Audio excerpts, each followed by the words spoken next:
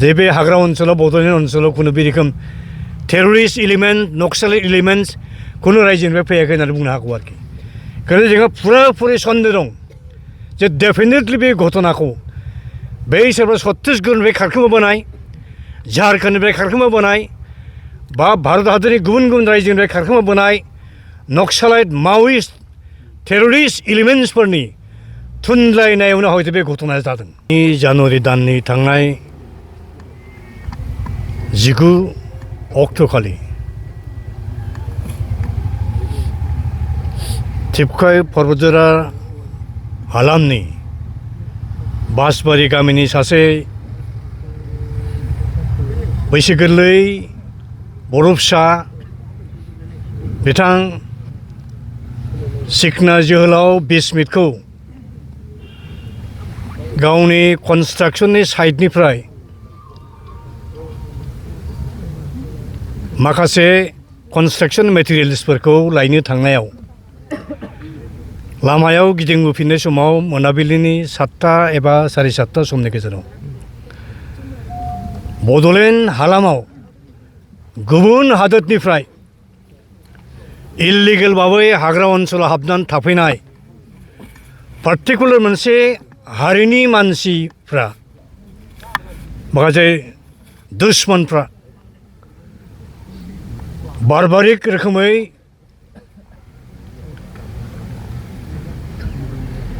खास्रि बिस्रि जेरोखोम दानग्लि सिग्लि बुथारबाय आरो बिथांजों लोगोसे थांफानाय सानै बर' फिसाफोरखौबो जिबायदि रोखोमै बुथारफ्रामबायमोनानो थैबाय होननानैसो हयथ' गालांदोंगोन नङाब्ला सोरबा खाथिनि जायगानि मानसिया हयथ' थाब रेस्किउ खालामदों पुलिसफोर सहैनायनि जाहोनावसो हयथ' बे सानै मानसिया जिउखौ खुनुरोखोम मोनफिननाय जादों। दा बे जाथायखौ आङो गोख्रों रावजों आं सोंखारियो आरो बे जाथाया एसेबां गोरलै जाथाय नङा। आंनि बुजिनाय बिजिरनाय मथेब्ला बे जाथाया जास्ट ओरैनो मोनसे एलार्मसो आरोखि सोरनिबा बिराद लं रन मोनसे मास्टार प्लेन दं हाइडेन एजेन्डा। बे हाइडेन एजेन्डा जाहैबाय बड'लेण्ड हालामनि सा ओनसोलाव जेसेबां रिजार्भ फरेस्ट दं जेरैहाय थिपखाय पर्बतजरा forest division Haltugaon forest division Kachugaon forest division आइविले फरेस्ट डिभिजन बे फरेस्ट डिभिजनफ्राव जेसेबां रेन्ज दं बिट अफिस दं बे हाग्रा ओनसोलखौ गासिबो कब्जा खालामफैबाय गुबुन हादोरनिफ्राय फैनानै आरो बै मानसिफ्रा जेराव इल्लिगेल दंफैयो बे इल्लिगेल माइग्रेन्ट्सफ्रानो आरोबाव मा खालामदों गावसोरनि सोनाब हादोरनिफ्राय थाखोमा फैनाय माखासे नक्सालाइट एलिमेन्ट्सफोरखौ सम्भब जायगा होदोंमोनगोन आरो बे नक्सालाइट एलिमेन्ट्सफोरनि थुनज्लायनायावनो सम्भब दाखालि जालांनाय 19 जानुवारिनि मोनाबिलिनि घटनाया निस्सय जानो हादों।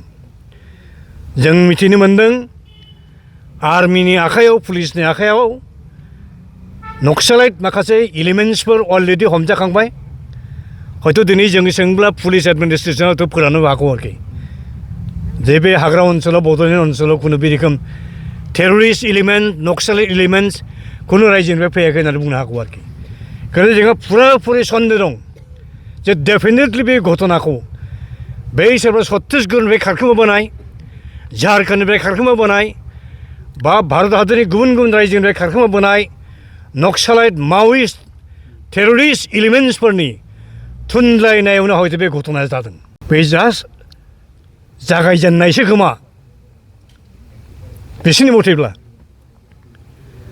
आरो जोंहा अनजालु सिखना जोहोलावा गावनि बेसेन गोसा जिउखौ खुनु दाय गैया हसिया सुथुरनि आखायावसो होलांनांबाय बेयो जोंनि दुलाराय बुहुमनि बर' फिसाफोरनि मेगनखौ खेवनानै होबाय होननानै आं सानो सिरि मोननांगौनि सम फैबाय बर' फिसाफोर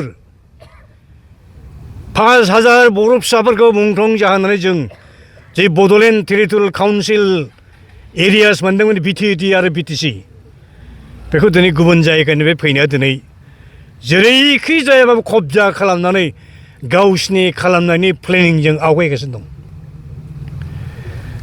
बेनिखायनो आथिखालनि बायदि गिथाव बाथाव सिटुएसनाव आंनि हाम्बल आपिल दुलाराय बुहुमनि बर' फिसाफोरनिसिम बे बिटिसिखौ लानानैनो गावजों गाव बिदा फंबाय नांलाय खमलाय जाजासिनो आलादा हादोर सेपारेट स्टेटखौ थै थाङै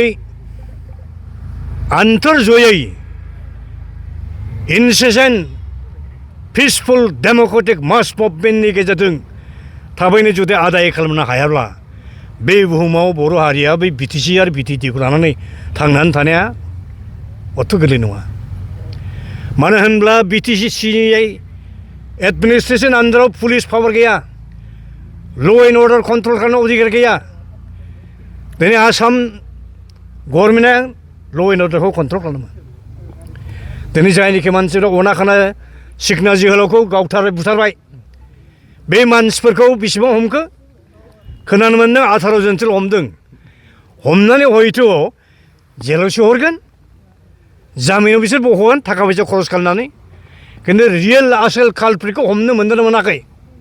दा जोंनि दाबिया जाबाय जाय रियेल कालप्रिट बे रियेल कालप्रिटफोरखौ हमनांगौ आरोखि। दहाय जोङो बनसुनि आफादगिरि फंसे बाथ्रा रायखांदों, बे जाबाय 1989आव इण्डियान पार्लियामेन्टआ मोनसे आयेन पास खालामदों। बे जाबाय ट्राइबेल आरो सिडिउल कास्टफोरनि सायाव एट्रसिटिस जुदि जायोब्ला बे एट्रसिटि एक्टनि आन्दाराव जायफ्रा ट्राइबेल मानसिफोरखौ आक्रमण खालामदों, बुथारदों, बिसोरनि हा हु सेदों, बे मानसिफोरखौ गोख्रैनो डिसिआ डिस्ट्रिक्ट मेजिस्ट्रेटआ दा डिस्ट्रिक्ट कमिशनारा एक्सन लानो हायो, एक्सन लानांगौ। आरो जायनिखि मानसिफ्रा बे घटनाखौ खालामदों बे मानसिफ्रा जतदिन कमप्रमाइज खालामा बे जायगायाव थानो मोना, खिन्थु बे आयेन मथे बे मानसिफोरखौ होखारहरनांगौ।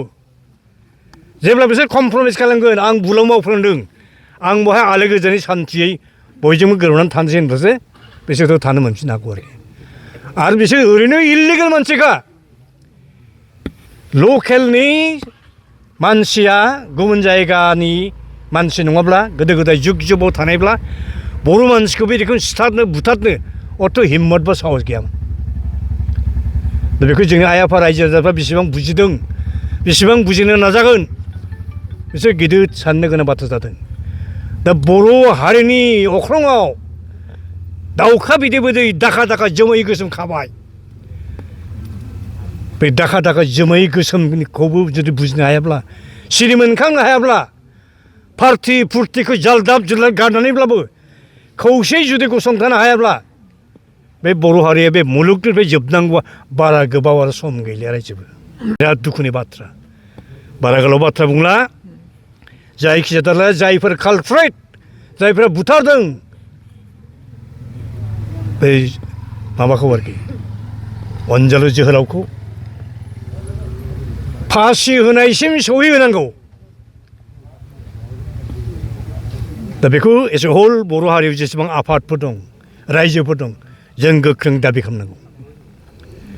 आरो आं मोनसे आपिल खालामनो लुबैदों, दहाय एसे सिगाङाव बुंदों आङो, दिनै आङो दिल्लीयाव थाग्रा इन्टारनेसनेल लेभेलाव हिउमेन राइट्सनि खामानि मावग्रा सासे जोंनि मानसि दं, बिसोरा बिथाङाबा जोंनि ट्राइबेल। दा बिथाङा आंखौ बुंहरदों, आं ओरैनो खोनादों, सरासनस्रा नुदों ससियेल मिडियायाव बायदि घटना जानाय, डिटेलखौ आं मिथिया।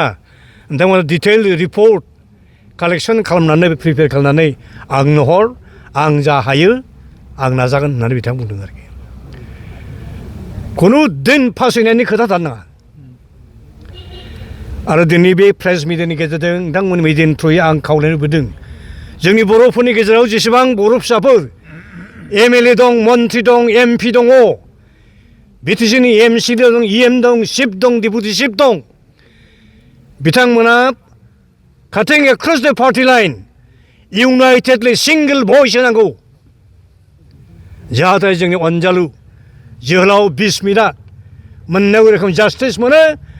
आरो बे बड'लेण्ड ओनसोलाव बर' फिसा जाहाथे रावनिफ्रायबो गिनाङा जासिनो आनहेम्पार्ड रोखोमै, आनइन्टाराप्टेड रोखोमै जाहाथे आलो गोजोनै सेफलि रैखाथिजों जाहाथे जिउ संसार खांनो हायो रायजो जानो हायो बेनो आंनि हाम्बल आपिल